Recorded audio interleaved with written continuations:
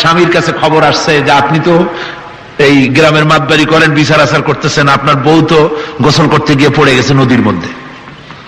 তো লোকটা দৌড় দিয়েছে, দৌড়ে গেছে, যায় কয় যে কোন জায়গায় পড়ছে, কয় যে এইখানে পড়ছে। লোকটা তখন জোয়ারের পানি যাচ্ছিল এইদিকে, লোকটা দৌড় দিছে উল্টা দিকে। লোকেরা কয় যে মিয়া তোমার বউ পড়েছে এইখান থেকে, জোয়ারের পানি এদিকে যায়, তুমি উল্টা দৌড়াও কেন?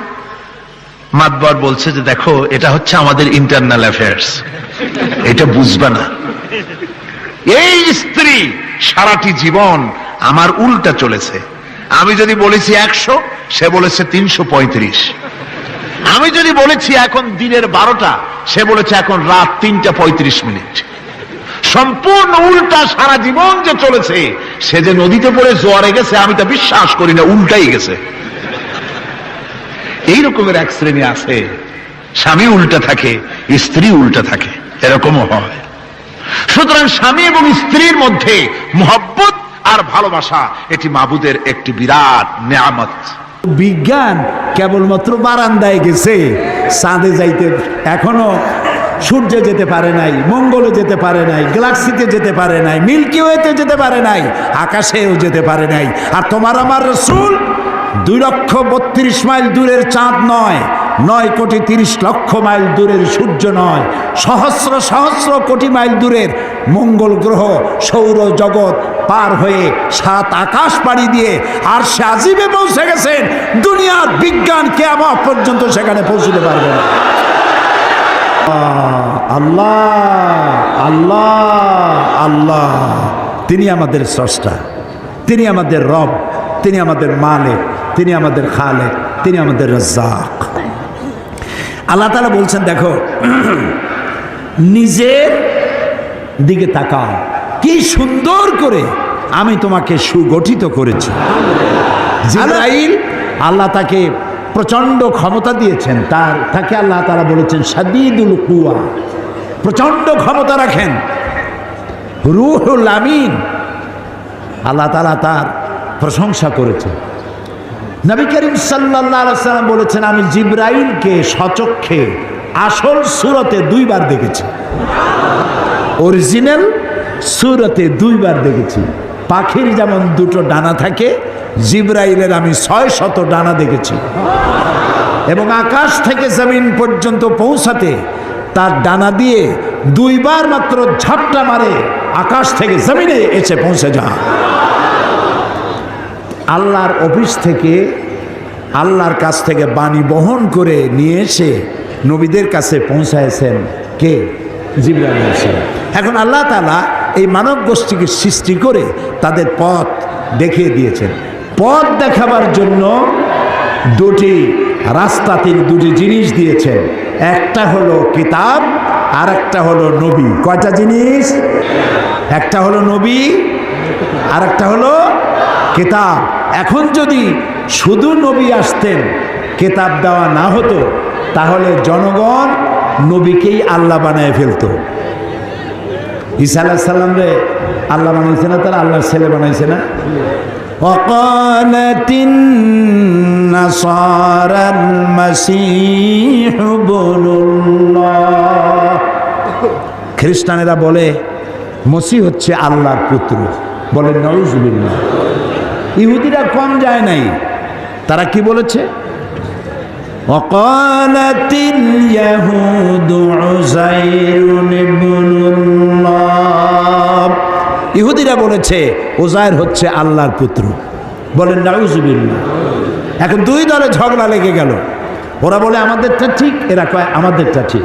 শেষ পর্যন্ত তারা একটা মীমাংসা করলো যে আমাদের সবার কথা ঠিক, উযাইরও আল্লাহর পুত্র, ঈসাও আল্লাহর পুত্র, আর আমরা হলাম আল্লাহর নাতি। নাহনু আবনাউল্লাহ, আমরাও আল্লাহর নাতিপুতি। এবং আল্লাহ আমাদেরকে অত্যন্ত ভালোবাসেন। আমরা যত মদ খাই আর যত পাপ করি না কেন, কিয়ামতের দিন আল্লাহ আমাদেরকে জাহান্নামে দিবেন না।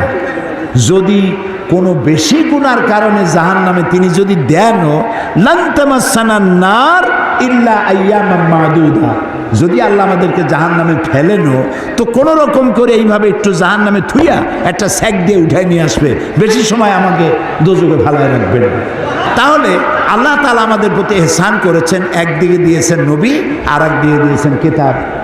আমি বলেছি যদি কিতাব না দিয়ে শুধু নবী দিতেন মানুষেরা তাহলে নবীদেরকেই আল্লাহ বানায় ফেলতো, আর যদি নবী না দিয়া শুধু কিতাব দিতেন তাহলে মাঝিহারা নৌকার মতো সমুদ্রের উত্তাল তরঙ্গের মধ্যে ডুবে মরে যেত সব।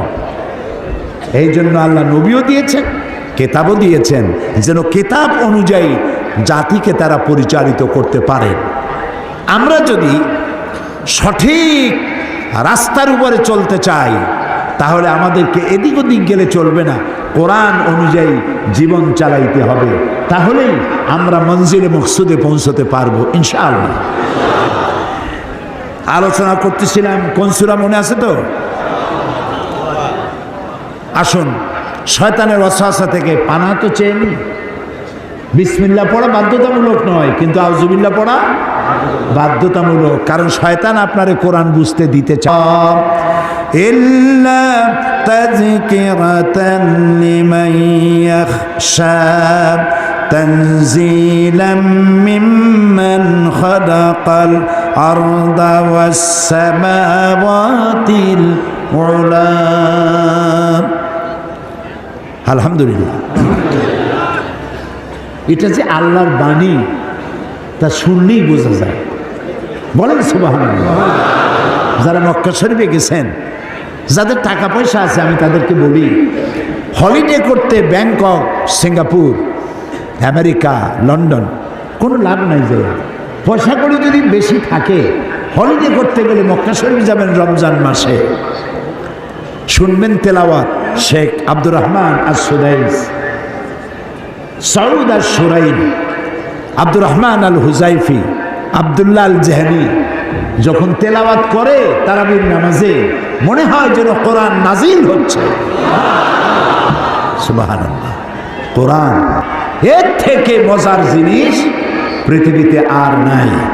আল্লাহ তাআলা বলছেন তাহা, হে নবী, মা আনসালনা আলাইকাল কুরআন লিতাশকা, এ কোরআন আপনার উপরের জন্য নাজিল করি নাই যে কোরআন আপনাকে কষ্ট দেবে। এটা ইল্লা তাযকিরা, এটা হচ্ছে নসিহত, উপদেশ। এটা হচ্ছে এমন উপদেশ, এই উপদেশ যে গ্রহণ করবে কে? লিমান ইয়াখশা, যে তার রবকে ভয় করে, আল্লাহকে ভয় করে যদি, তাহলে এই কোরআন তাকে উপদেশ দেবে এবং এই কোরআনের ওসিলায় দুনিয়া ও আখিরাতে সে শান্তি লাভ করবে। গতকাল আমি আলোচনা শেষ করতে পারি নাই।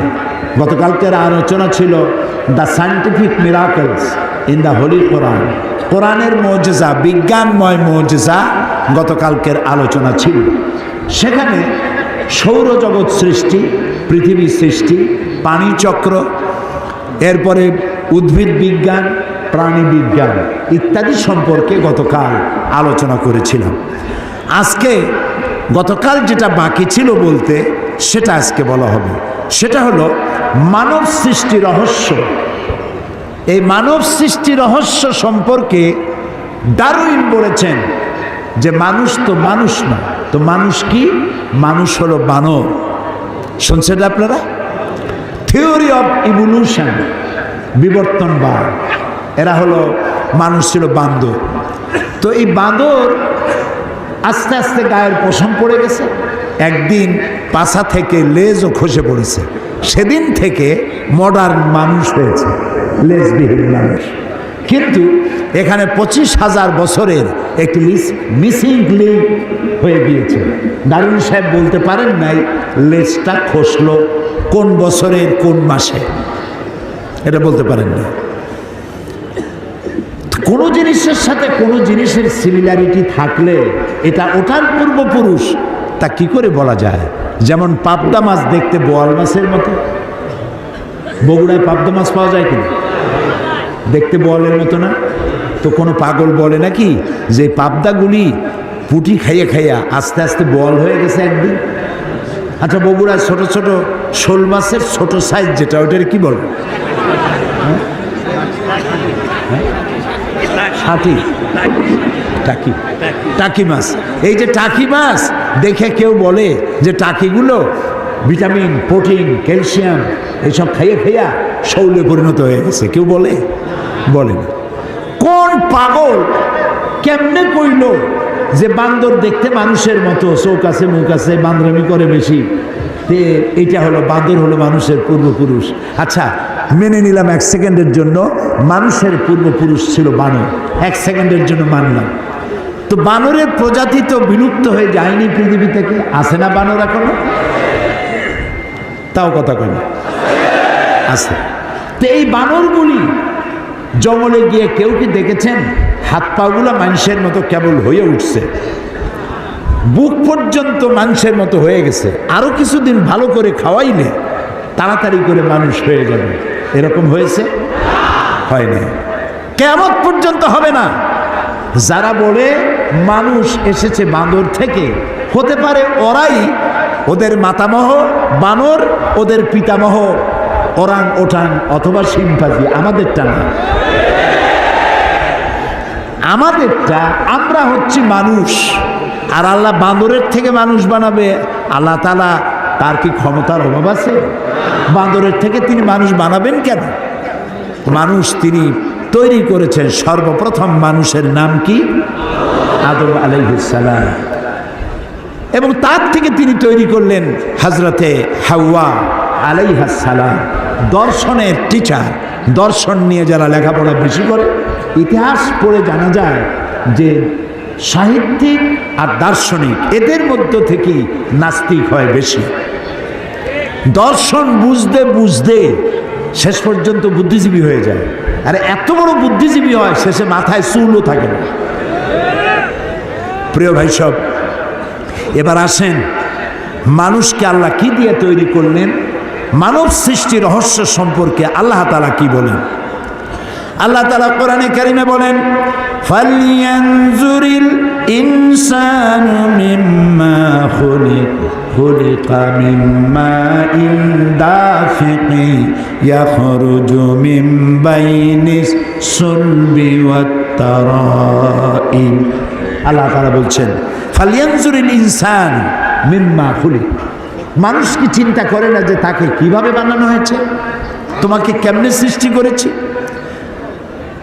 খুলিকা মিন মাইন দাফিক, সবেগে নির্গত পানি দিয়ে তোমাকে সৃষ্টি করা হয়েছে। যা ইয়াখরুজু মিন বাইনিস সুলবি ওয়াত তারাইব, যা পিতার পৃষ্ঠদেশ এবং মায়ের বক্ষপিঞ্জর থেকে তৈরি হয়। এবং এটা গিয়ে আল্লাহ তাআলা বলছেন পরবর্তীতে এটা গিয়ে মাতৃরেহেমের মধ্যে এটা পৌঁছে যায়। তারপরে কি হয়? আল্লাহ রাব্বুল আলামিন বলেন, ইয়াখলুকুকুম মিন বুতুনি উম্মাহাতিকুম খালকাম মিন বাদি খালকিন ফি যুলুমাতিন সালাস। আল্লাহ রাব্বুল আলামিন তোমার মায়ের পেটের ভিতরে তোমাকে সৃষ্টি করেছেন। ভ্রূণ তত্ত্ববিদরা বলেন যে স্পার্ম যেটা, শুক্রকীট যেটা, এটা মায়ের পেটের ভেতরে গিয়ে তিনটি পর্দার আড়ালে থাকে। বিজ্ঞান বলতেছে যে মায়ের পেটের ভিতরে তিনটা পর্দার আড়ালে থাকে। আজ থেকে 1450 বছর আগে কোরআন তার রাসূলের মাধ্যমে জানাচ্ছেন, ফি যুলুমাতিন সালাস, তিনটি অন্ধকার পর্দার আড়ালে স্পার্মটা থাকে। সুবহানাল্লাহ। এরপরে দেখুন, সুম্মা খালাকনান নুতফাতা আলাকাতান ফাখালাকনাল আলাকাতা মুদগাতান ফাখালাকনাল মুদগাতা ইযামা। আল্লাহ রাব্বুল আলামিন বলেন, এরপরে সেই নুতফা, শুক্রকীট, স্পার্ম, সুম্মা খালাকনান নুতফাতা আলাকাতা, এটাকে আলাকা, মুআল্লাক শব্দ থেকে এসেছে আলাকা। মায়ের পেটের যে জরায়ু, বাচ্চাদানি, সেই বাচ্চাদানিতে এটা সেটে থাকে, ঝুলে থাকে, মুআল্লাক থাকে, আলাকা। সুবহানাল্লাহ। আর ভ্রূণতত্ত্ববিদরা এখন বলছে যে এটা লটকে থাকে, এটা ঝুলে থাকে। তারপরে ফাখালাকনাল আলাকাতা মুদগাতান, এরপরে এটা রক্তপিণ্ড এবং গোশতপিণ্ডে পরিণত হয়ে যায়।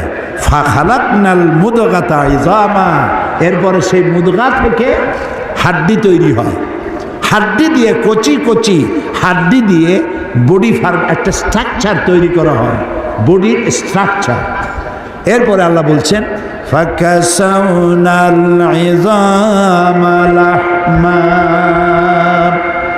এরপরে হাড্ডির উপরে গোশত দিয়ে চামড়া দিয়ে একটা মানুষের আকৃতি আমি মায়ের পেটে তৈরি করে দেই।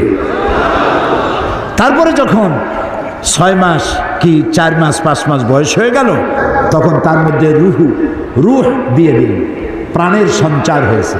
এখন তার খাবারের প্রয়োজন, সে খাবে কি? তার শ্বাস প্রশ্বাসের ব্যবস্থা করি, খাবে কি? সেজন্য তাকে যেখানে রাখা হয় ওই জায়গাটাকে আল্লাহ তাআলা বলেছেন ফি কারারিম মাকিন, সুরক্ষিত জায়গা। কোনো পলুয়েশন অথবা কোনো রোগের জার এখানে প্রবেশ করার কোনো সুযোগ নাই। খাবে কি? সেজন্য আল্লাহ তাআলা বলছেন ওর নাভির সাথে আর ওর মায়ের নাভির সাথে একটা তার দিয়ে জোড়া লাগায় দেয়, মায়ের মাসিক অসুখকে বন্ধ করে দেয়। ওখান থেকে রক্ত এসে বাচ্চার শরীরকে ডেভেলপ করে, এটাকে আরো বেশি সুন্দর করে সুগঠিত করে। গ্রামে করে কি, পুত্রবধূ অথবা মেয়ে যখন গর্ভবতী হয় তখন শাশুড়িরা বলে এ কম খাও, বেশি খাও না, তাহলে ডেলিভারিতে কষ্ট হবে বেশি। তো মারাত্মক ভুল। এখন তো সে একা খায় না, তার খাবার দিয়ে তার বাচ্চাও খায়। এজন্য এই সময় তাকে বেশি ভিটামিনযুক্ত প্রোটিন সমৃদ্ধ খাদ্য তাকে দিতে হবে, তাহলে সন্তানের বডি ফরমেশন আরো সুন্দর করে সুগঠিত হবে। আপনার হাতের আঙ্গুল থেকে শুরু করে বাহু পর্যন্ত কয়টা জোড়া বলতে পারেন? গুনে দেখেন নাই তো, অথচ আপনারই হাত। এই হাতের মধ্যে 6টা জোড়া আল্লাহ দিয়েছে। এই জোড়াগুলি যদি না দেওয়া হতো তাহলে ক্ষতি কি ছিল? ক্ষতি এই ছিল আঙ্গুলে কোনো জোড়া নাই, এটা হাত হতো না, কাটা চামচ হইতো। কোনোই তো জোড়া নাই, এটা হাত হতো না, এটা একটা লাঠি হতো। ভাত খাবেন কি করে? ভাত মাখাবেন কি করে? মুখে দিবেন কি করে? 2 জন সামনাসামনি বসবেন, একজন আরেকজনের মুখে উঠাই দিবেন। নিজের খাবার হাত ক্লোজ হয় না বলে নিজের খাবার নিজের মুখে তুলে দিতে পারবেন না। সুবহানাল্লাহ বলবেন না? সুবহানাল্লাহ বলবেন না? আল্লাহ রাব্বুল আলামিন বলেন সুগঠিত করলাম, সুন্দর করলাম। এরপরে মায়ের পেট থেকে মাস দিন যখন পূর্ণ হয়ে গেল, সুম্মা নুখরিজুকুম তিফলা, বাচ্চার আকারে মায়ের পেট থেকে বের করে নিয়ে আসলাম। সুবহানাল্লাহ। মায়ের পেট থেকে বেরিয়ে আসলে এখন তুমি খাবে কি? মায়ের পেটে যখন ছিল তখন খাবারের লাইন ছিল কয়টা বলেন? একটা লাইন ছিল। মায়ের পেট থেকে যখন বেরোলেন তখন সে লাইনটা কেটে দিয়েছে না? একটা লাইন কেটে গেছে, যাও খাইতো, লাইনটা কাটা। এখন খাবে কি? আমার আল্লাহ রাব্বুল আলামিন এমন আল্লাহ, আপনি পৃথিবীতে আসার সঙ্গে সঙ্গে মায়ের পেটের ভিতরে থাকাকালীন সময় যে লাইনটা ছিল লাইন কেটে দেওয়া হলো। এবার আল্লাহ রাব্বুল আলামিন মায়ের বুক থেকে সন্তানের খাবারের জন্য ডবল লাইন চালু করে দিলেন। মাতৃস্তনের বোটায় একটা ছিদ্র দিলে অনেকগুলি দুধ বেরিয়ে এসে গলা আটকে যেত, বাচ্চা তুমি। সেজন্য আমি আল্লাহ ওই স্তনের বোটার মধ্যে সূক্ষ্ম সূক্ষ্ম 32টি ছিদ্র করেছি, যাতে করে আস্তে করে চোষা দিলে দুধ এসে তোমার পেট ভরে যায়। এর মধ্যে রয়েছে পানি, এর মধ্যে রয়েছে ক্যালসিয়াম, এর মধ্যে রয়েছে ভিটামিন, এর মধ্যে রয়েছে আয়রন, এর মধ্যে রয়েছে রোগের প্রতিষেধক, রোগকে প্রোটেক্ট করার মতো ক্ষমতা এই দুধের মধ্যে আল্লাহ তাআলা দিয়ে দিয়েছেন। সুবহানাল্লাহ। যে মায়ের দুধ খেয়ে বড় হলে, আহারে সেই মাকে ভুলে যেও না। এ মা হচ্ছে এমন মা যিনি বাচ্চাকে ঘুম না পড়াইয়া নিজে ঘুমান না, বাচ্চাকে গোসল না করাইয়া নিজে গোসল করেন না, বাচ্চাকে না খাওয়াইয়া নিজে খান না। অনেক লক্ষ্মী ছাড়া পুরুষ আছে স্ত্রীর কথা মতো মায়ের সাথে কথা বলা বন্ধ করে দেয়। অবশ্য বগুড়ায় এরকম নাও থাকতে পারে, এগুলো কপাল পড়া। এগুলো কি বলেন? কপাল পড়া। তুমি মায়ের সাথে কথা বন্ধ করছো। আবার কেউ কেউ বলে এই বুড়িটা মরে না কেন? ইন্না লিল্লাহি ওয়া ইন্না ইলাইহি রাজিউন। মায়েরে মরতে কও। তোমার যখন অসুখ হয়েছিল, টাইফয়েড হয়েছিল, চিকিৎসায় কাজ হয় না, সবাই ঘুমায় গেছে, তোমার মা তোমার কাছে বসে তাহাজ্জুদের নামাজ পড়ে সূরা ইয়াসিন তেলাওয়াত করে চোখের পানি দিয়া বুক ভাসাইছে আর বলেছে, আল্লাহ আমার জীবনের বিনিময়ে আমার বাসারে তুমি বাঁচাইয়া দাও, আমার কলিজার টুকরা সন্তানটাকে দয়া করে তুমি বাঁচাইয়া দাও। যে মা গভীর রাত্রে তোমার জন্য নিজের জীবনের বিনিময় বাঁচার জন্য দোয়া করলেন, সেই মাকে বলো বুড়ি মরে না কেন? নাউজুবিল্লাহ, নাউজুবিল্লাহ। প্রিয় ভাই সব, মা হচ্ছে একটা অক্ষর মা। আহারে, একটা অক্ষর মা। মনে হয় সারা দুনিয়ার সব মধু আল্লাহ একটা অক্ষরের মধ্যে ঢুকাই দিয়েছে, মা। এজন্য কবি বলেছেন, বিদেশে বিরাজ্যে যার পুত্র মারা যায়, পশু পাখি না জানিতে আগে জানে মা।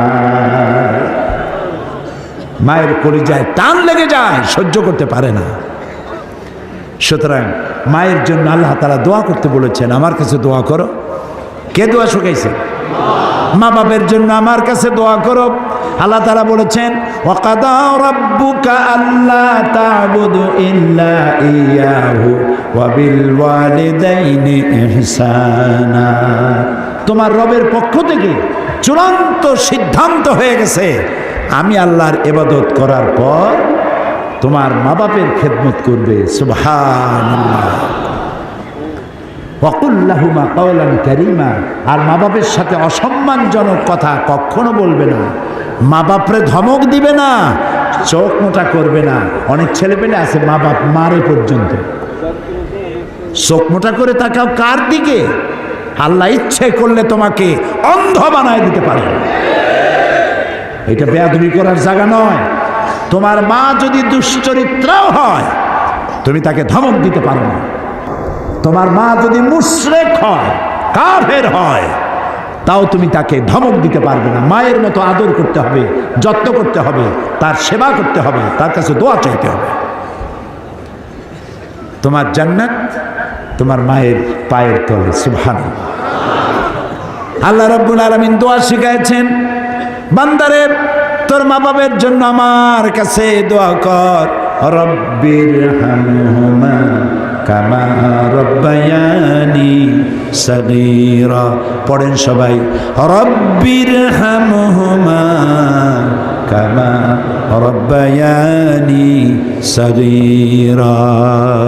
আল্লাহ তাআলা আমার মা বাপ আমার অসহায় কালে আমাকে যে যত্ন করেছেন। আমরা অসহায় ছিলাম না, ক্ষুধা লাগলে বলতে পারতাম না যে মা ক্ষুধা লাগছে। পৌষ মাসের শীতে পেশাবের মধ্যে পড়ে আছি, পায়খানার মধ্যে পড়ে আছি, আমি বলতে পারি না যে আমি কষ্টে আছি। তা আমার অসহায় কালে আমাকে মারে নাই, ধরে নাই, আছাড় মারে নাই, আমাকে যত্ন করেছে। আহারে, হায় আল্লাহ, আমার অসহায় সময় যে মা বাবা আমাকে যত্ন করলেন, আদর করলেন, আমার মা বাবা আজ বার্ধক্যে পৌঁছে গেছে অথবা মারা গেছে, তাদেরকে তোমার রহমতের কোলে লালন পালন করো। পাগলেরা কয় কি বলে যে মুহাম্মদ সাল্লাল্লাহু আলাইহি সাল্লাম তো মধ্যযুগে আসছে, তখন বিজ্ঞান ছিল না। সেই যুগের কথাগুলি এখন কি মানা যায়? এখন বিজ্ঞানের যুগ।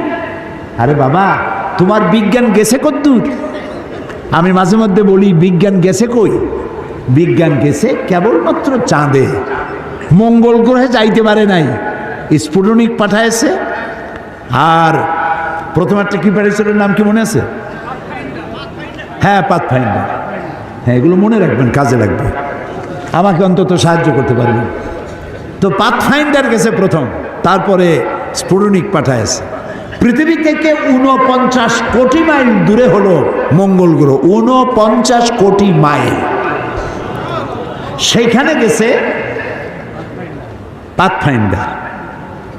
ওটার 6 চাকার একটা গাড়ি, ওজন কম, ভিতরে ক্যামেরা আছে। ওটা গিয়া নামার পরে সেখানে বসে সে ছবি উঠাচ্ছে মঙ্গল গ্রহে, আর ছবিগুলিকে ট্রান্সমিট করছে ওয়াশিংটনে অথবা হিউস্টনে, নাসায়। হিউস্টন ইউনিভার্সিটিতে আমি প্রোগ্রাম করেছি, এবং হিউস্টন ইউনিভার্সিটির কাছেই হলো মহাশূন্য গবেষণাগার। নীল আর্মস্ট্রং, মাইকেল কলিন্স যে রকেটে করে চাঁদে প্রথম অবতরণ করছিলেন, সেই রকেটেও আমি উঠছি, এবং ওই চাঁদের মধ্য থেকে তারা মাটি নিয়ে আসছে। সেই মাটি, পাথর, অন্যান্য পদার্থ দূর করে শুধু মাটি একটা বক্সের মধ্যে রেখে তাতে আলু, টমেটো আর ভুট্টা লাগাইছে। এর দ্বারা তারা প্রমাণ করেছে যে ওখানে মাটি আছে। তাই বলে চাঁদে কেউ টমেটোর চাষ করতে পারবে না। অন্যের স্ত্রীর দিকে তাকালে কাম ভরে, খারাপ নজরে তাকালে জেনার গুনাহ হবে, হাত দিয়া ধরলে কাম ভাবে জেনার গুনাহ হবে। কিন্তু কোন স্বামী যদি তার স্ত্রীর দিকে প্রেম ভরে, ভালোবাসা ভরে তাকায়, আর স্ত্রীর হাতকে প্রেম আর ভালোবাসার সাথে যদি স্ত্রীর হস্ত ধারণ করে, কিতাবে এসেছে স্বামী এবং স্ত্রীর উভয়ের সগীরা গুনাহ আল্লাহ রাব্বুল আলামিন মাফ করে দেন। আল্লাহ পাক বলছেন, আমি তোমাদের থেকে তোমাদের জোড়া, তোমাদের স্ত্রীদেরকে পয়দা করেছি এবং পরস্পরের প্রতি ভালোবাসা এবং মহব্বত সৃষ্টি করে দিয়েছি। আজকে কথা উঠেছে সমাজে, আজকে কথা উঠেছে নারীর অধিকার নিয়ে।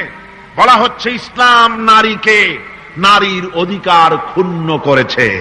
বলে না? বলে কিনা বলেন?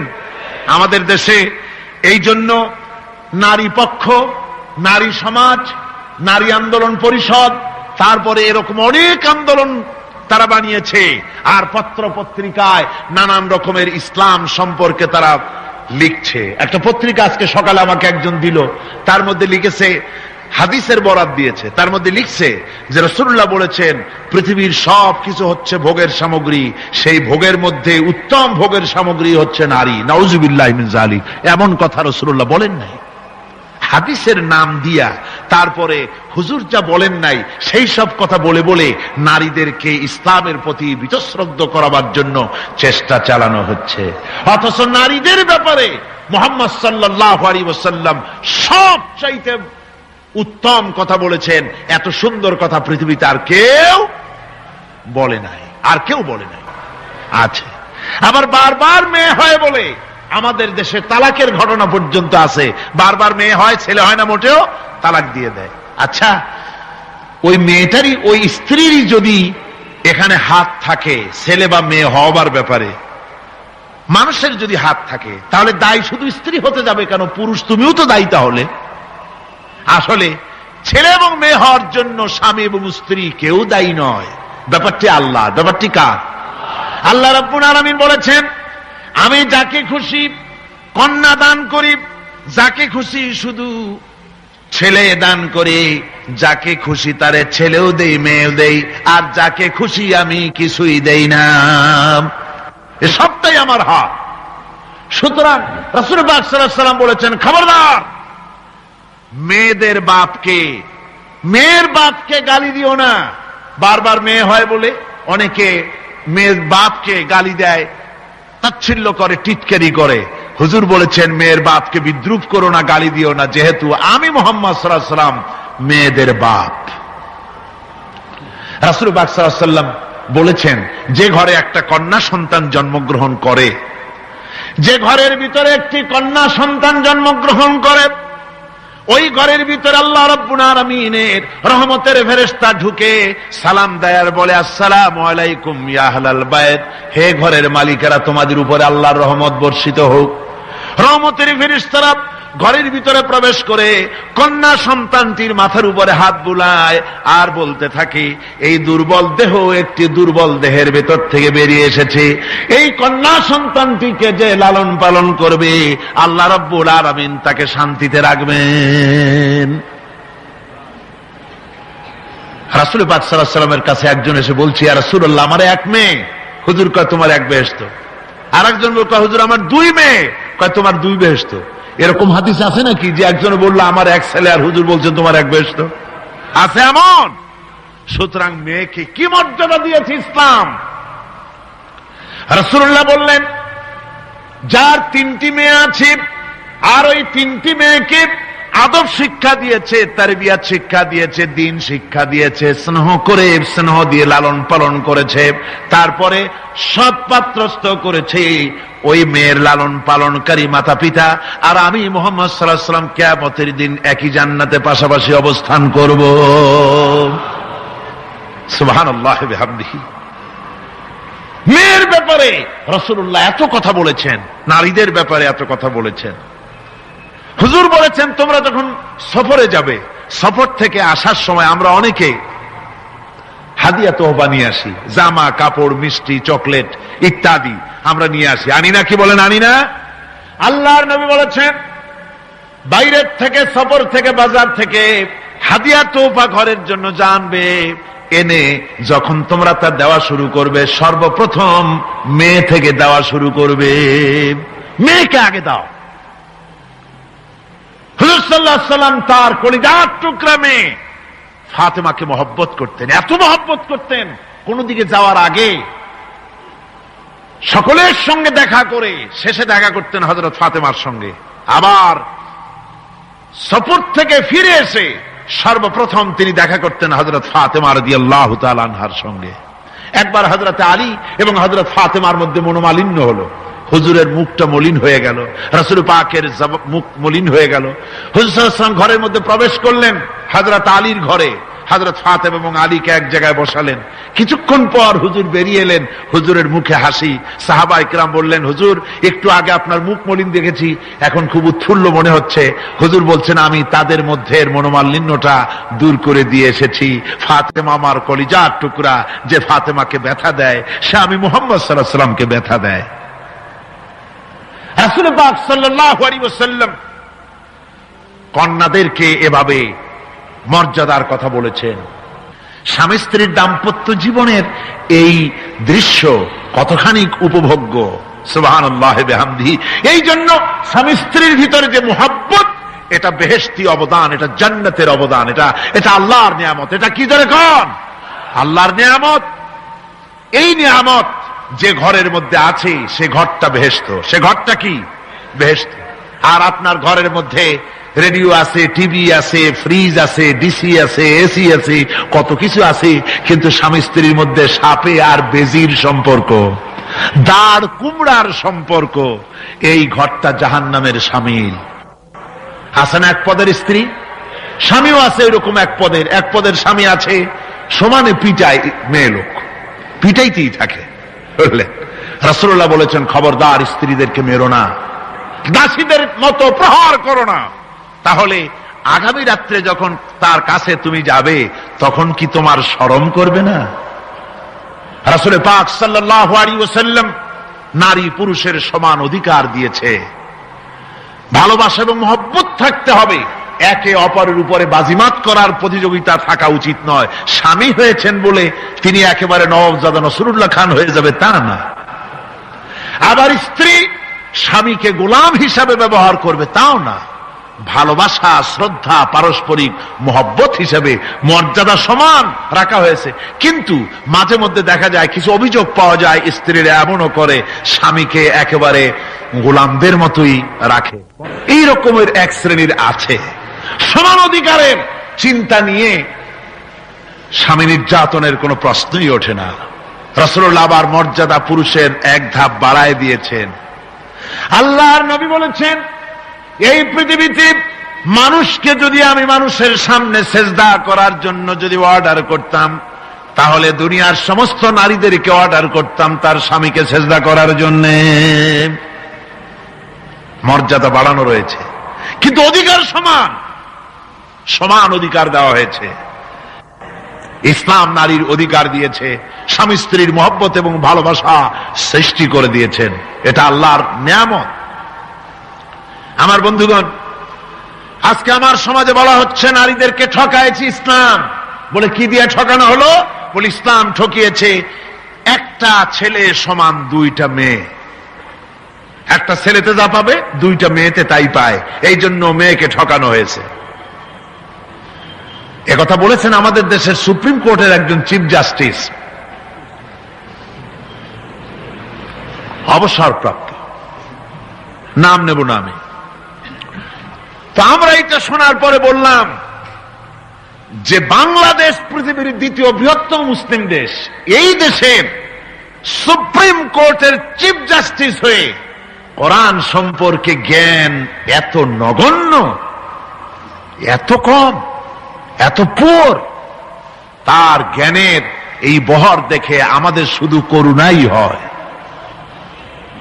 কোরআনে কারীমের এক জায়গায় তিনি দেখেছেন এক ছেলে সমান দুই মেয়ে, কিন্তু মেয়েকে যে আরো অনেক জায়গা থেকে দেওয়া হয় তা কি লক্ষ্য করো নাই? ছেলে তো এক জায়গায় পিতার কাছ থেকে বোনের ডাবল পেল, বোনের তুলনায় বেশি পেল এক জায়গায়, কিন্তু বোনকে মেয়েকে অনেক জায়গা থেকে আল্লাহ দেওয়ার ব্যবস্থা করেছেন। এই মেয়ে লোকটি পিতার কাছ থেকে পাবে, স্বামীর কাছ থেকে পাবে, ছেলের কাছ থেকে পাবে, ভাইয়ের কাছ থেকে পাবে, মায়ের কাছ থেকে পাবে, 5 জায়গা থেকে পাওয়ার ব্যবস্থা আল্লাহ তাকে করে দিয়েছেন। জোরে বলেন সুবহানাল্লাহ। 5 জায়গা থেকে তার পাওয়ার ব্যবস্থা আছে। এক জায়গায় একটু ছেলেকে বেশি দিয়েছে, দেখি তার চোখ কালা হয়ে গেছে। আল্লাহর উপরে কমেন্ট করতেছে, নাউযুবিল্লাহি মিন যালিক। নারীকে ইসলাম সবচাইতে বেশি অধিকার দিয়ে তাকে প্রতিষ্ঠিত করেছে, সবচাইতে বেশি অধিকার তার, সব জায়গায় তাকে প্রতিষ্ঠিত করা হয়েছে। নারীদেরকে মহারণা দেওয়া ফরজ করে দেওয়া হয়েছে। নামাজ রোজা যেমন ফরজ, মহারণা দেওয়া তেমন কি? সেই মহারণা আজকাল বাঁধা হয়, বিশেষ করে রাজধানীতে, শহর সমূহে মহারণা বাঁধে। যত বেশি টাকা ততই সুনাম নাকি হয়। সেই জন্য জিজ্ঞাসা করা হয়, মেয়ের বিয়েতে মহারণা কত হলো? কয় মহারণা হচ্ছে 5,73,793 টাকা 75 পয়সা। বাবা, আদায় করে না কিন্তু মোটেও, ফাঁকি দেওয়ার ব্যবস্থা সব। সোনা দিলাম এত, খাওয়াইলাম এত, বাকি সব ইদিক সেদিক। মনে রাখবেন মুসলমানেরা, মহারণা দেওয়া নামাজ রোজার মতোই অবশ্য পালনীয় একটি কর্তব্য আল্লাহ রাব্বুল আলামিন করে দিয়েছেন। কোন স্বামী যদি মহারণা ধার্য করার পর যদি আদায় না করেন, স্ত্রী যদি স্বেচ্ছায় মহারণার টাকা মাফ না করে দেয়, তাহলে কিয়ামতের দিন ওই স্বামীকে আল্লাহর দরবারে জেনাকারের কাতারে দাঁড়াতে হবে। বাড়িতে অসুখ বিসুখ হয়েছে, বিয়ে শাদী ইত্যাদি সব খরচ কার? স্ত্রী কোটিপতি হলেও তার দায় দায়িত্ব নাই, ইসলাম বাধ্য করে নাই তাকে। সুতরাং কি করে ঠকালো ইসলাম তাকে? ইসলাম তাকে ঠকায় নাই, ইসলাম মোটেই তাকে ঠকায়নি, ইসলাম তাকে জিতিয়ে দিয়েছে। মহারণার কথাই বলতেছিলাম। আজকের সমাজে যে মহারণা ছিল পুরুষকে দিতে হবে, সেই মহারণা এখন দিতে হয় কন্যা পক্ষকে। বলেন ঠিক কিনা? কন্যা পক্ষকে দিতে হচ্ছে কিনা মহারণা? ছেলে যখন বিয়ে পাশ করে, MA পড়াশোনা করে, ম্যাট্রিক যখনই পড়ে, তখনই ছেলের বাপ একটু একটু হা করা শুরু করে, তারপরে বিয়ে আরেকটু হা করে, এরপর MA, তখন কুমিরের মতো হা করে। যত খরচ হয়েছে ছেলেকে MA পাশ করাইতে, তা সুদে আর আসলে আদায় করে নেবে কন্যা পক্ষের কাছ থেকে। বিবাহের সময় বলে, আমার ছেলে বিয়ে পাস, MA পাস, হ্যান ত্যান দিছেন দেখ, সুতরাং এই ছেলের বিয়েতে আমার ছেলেকে কি দিতে হবে? রঙিন টেলিভিশন, এসব তো কোনো ব্যাপার স্যাপার না, ওটা তো দিতেই হবে, ডিসেন্টিনাও দেওয়া লাগবে সেই সাথে। তারপরে বাড়ি দিতে হবে, গাড়ি দিতে হবে, গুলশানে বাড়ি দিতে হবে, আবুধাবিতে চাকরি দিতে হবে, 5 লক্ষ টাকা ক্যাশ দিতে হবে। মানে চাইতে চাইতে বাড়ির মুড়া ছাটাখানা বাদে আর সব দাবি করে, সব দিতে হবে। এইভাবে দাবি করে নেওয়া হারাম। এভাবে দাবি করে নেওয়া কি? জোরে বলেন কি? এর চাইতে ছোট লোকই, এর চাইতে বেহায়া আর কোন পুরুষ হতে পারে না যারা কন্যা পক্ষের কাছ থেকে দাবি করে যৌতুক আদায় করে। এর নাম যৌতুক নয়, এ হচ্ছে মানবতার প্রতি কৌতুক। আজকে মানবতার প্রতি এই কৌতুক করা হচ্ছে। অনেক গরিব মানুষ 5টা 6টা মেয়ে 30-40 বছর বয়স হয়ে গেছে, বিয়ে দিতে পারে না যৌতুকের কারণে, আর জেনা ব্যভিচার বাড়তে থাকে। বলুন ঠিক কিনা? আপনারা নিশ্চয়ই জানেন শূকরের মাংস মুসলমানের জন্য খাওয়া কি? সবাইকে বলতে হবে শূকরের মাংস খাওয়া কি? মুসলমানদের জন্য পায়খানা খাওয়া কি? মনে রাখুন ভালো করে, শূকরের মাংস খাওয়া আর পায়খানা খাওয়া মুসলমানদের জন্য যেমন হারাম, কন্যা পক্ষের কাছ থেকে দাবি করে যৌতুক আদায় করা ঠিক তেমন হারাম। আমি আজকের এই বিশাল জনতাকে জিজ্ঞেস করি, আপনারা যারা সন্তানের পিতা আছেন, ছেলের বাপ, এই মাহফিলে যারা আছেন, কন্যা পক্ষের কাছ থেকে যৌতুক নামক শূকরের মাংস আর পায়খানা খাবেন না, রাজি আছেন? কারা কারা রাজি? দুহাত উঁচু করে দেখান, হাত উঁচু করে রাখেন, হাত উঁচু করে রাখেন। আলহামদুলিল্লাহ। হাত নামান, হাত নামান, হাত নামান। অনেক ছোট ছোট ছেলেরাও হাত তুলেছে। আমি বলছিলাম যে ছেলের পিতারা হাত তুলবে, কিন্তু তুলছে বাচ্চারাও, অসুবিধা নাই। লক্ষ পিতা ঘুমিয়ে আছে সব শিশুদের অন্তরে, ওরাও বাপ হবে একদিন। আজকের ওয়াদা, যখন তারা ছেলের বাপ হবে, আল্লাহ তখন যেন তাদের স্মরণ করিয়ে দেন। জোরে কোন আমিন, আরো জোরে বলেন আমিন। সমাজ থেকে এই যৌতুক নামক অভিশাপকে নির্মূল করতে হবে, তাহলেই নারীর অধিকার প্রতিষ্ঠিত হবে। ওই নির্বাচিত কলমের লেখিকা, ওই দুষ্ট মহিলা, সে লিখছে নারীদের অধপতন দেখে তার খুব খারাপ লাগে, সেজন্য সে বলছে নারী শুধু ধর্ষণ, নারীরা ধর্ষিতা হবে শুধু তা হতে পারে না, নারী এবার পুরুষদের ধর্ষণ করবে। লিখেছে, লিখেছে, আমি মোটেই বানিয়ে কথা বলছি না। পুরুষকে ধর্ষণ করবে, পুরুষকে কুড়ে কুড়ে খেতে হবে। পরে আমি খবর নিলাম যে পুরুষের উপরে এই মহিলা এত খেপা কেন। আমি খবর পেলাম 8টা-10টা স্বামীর থেকে সে বিদায় হয়েছে। আল্লাহর লানত! এই মেয়ে লোকটি লেখে আর পত্রিকাগুলি তা ছাপে।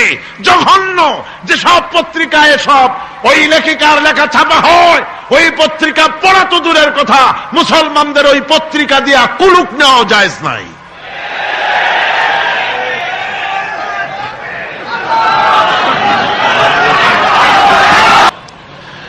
বধূ হিসাবে নারীর মর্যাদা দিলেন আল্লাহর নবী। তালাক দেওয়ার অধিকার শুধু পুরুষকে দেওয়া হয় নাই। যদি মনে করেন ভুল করবেন, বিবাহ করেছেন বলে কথায় কথায় তালাক দিবেন, জায়েজ নাই। আল্লাহর নবী বলেছেন আল্লাহর কাছে 2টা হালাল হলো জঘন্যতম নিকৃষ্টতম হালাল। একটা হচ্ছে ভিক্ষাবৃত্তি, আর একটা হচ্ছে তালাক। জঘন্য হালাল, কথায় কথায় তালাক দেওয়া যাবে না। আল্লাহ পাক বলছেন, এই কোরআনে আছে, আল্লাহ পাক বলছেন তোমরা পরস্পরের অনুগ্রহ ভুলে যেও না। অর্থাৎ এর ভাবার্থ হচ্ছে কোন ব্যাপারে স্ত্রীর উপরে যদি অসন্তুষ্ট হও, চূড়ান্ত সিদ্ধান্ত নিও না। স্ত্রীর আজকের একটা ব্যবহারে তোমার মন খারাপ হয়েছে, চূড়ান্ত সিদ্ধান্ত নিও না। এই স্ত্রীর অনেক অবদান তোমার উপরে আছে, সেই সব ভালো কথাগুলি স্মরণ করে আজকের এই জিনিসটাকে ভুলে যাও। সুবহানাল্লাহ বিহামদিহি। ইসলাম চায় স্বামী স্ত্রীর পারস্পরিক মোহব্বত চায়, ভালোবাসা চায়। নারীকে মর্যাদা দেওয়া হলো কন্যা হিসাবে, বধূ হিসাবে। এবার মাতা, মা হিসাবে মর্যাদা কার? নারীর। কার মর্যাদা? আল্লাহর নবীর কাছে প্রশ্ন হলো, ইয়া রাসূলুল্লাহ, খেদমত করব কার? হুজুর বলেন তোমার মায়ের। তারপরে কার? তোমার মায়ের। তারপরে কার? তোমার মায়ের। তারপরে কার? হুজুর বলেন তোমার পিতার। এবার আপনারা বলেন মায়ের মর্যাদা রাসূলুল্লাহ কয় গুণ বাড়ায়া দিলেন? কয় গুণ? 3 গুণ বাড়িয়ে দিয়েছে। সুবহানাল্লাহ কইতে ইচ্ছে করে না? মর্যাদা এত বাড়ালেন আল্লাহর নবী। নবীজির কাছে একজন ইয়ামেন থেকে একজন সাহাবী এসে বলেন, ইয়া রাসূলুল্লাহ, এই আমার বুড়ি মা হাঁটতে পারে না, চলতে পারে না, এই মায়ের কাঁধে করে আমি ইয়ামেন থেকে এসেছি, মাকে কাঁধে করে আমি আরাফাতের ময়দানে উকুফে আরাফা করেছি, মিনা মুজদালিফায় অবস্থান করেছি, এরপরে আল্লাহর ঘর তওয়াফ করেছি, সাফা মারওয়া সাই করেছি, হজের সমস্ত অনুষ্ঠান মাকে কাঁধে করে করেছি।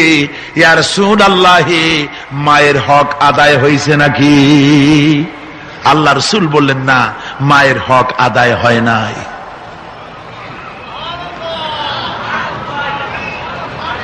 বুকের চামড়া দিয়ে মা সন্তান যদি মায়ের পায়ের জুতা তৈরি করে দেয়, 1 ফোঁটা দুধের হক আদায় হবে না। এমন সময় তোমার ছিল যখন তুমি গলা শুকিয়ে যাচ্ছে, কথা বলতে পারো না, তোমার ভাষা কান্না। ভাষা কি? ছোট্ট শিশু, ভাষা তার কান্না। ক্ষুধা লেগেছে বলতে পারে না, পিপাসা লেগেছে বলতে পারে না। ওই বাচ্চা যখন কাঁদতে থাকে, মায়ের কলিজার সঙ্গী স্নেহের তার জোড়ানো আছে, মায়ের কলিজায় আঘাত লেগে যায়। মায়ের হাতে যত কাজ থাকুক না কেন, সমস্ত কাজ ফেলে রেখে বাচ্চাটাকে কোলের সাথে জড়াইয়া দুধটা মুখের মধ্যে দিয়ে দেয়।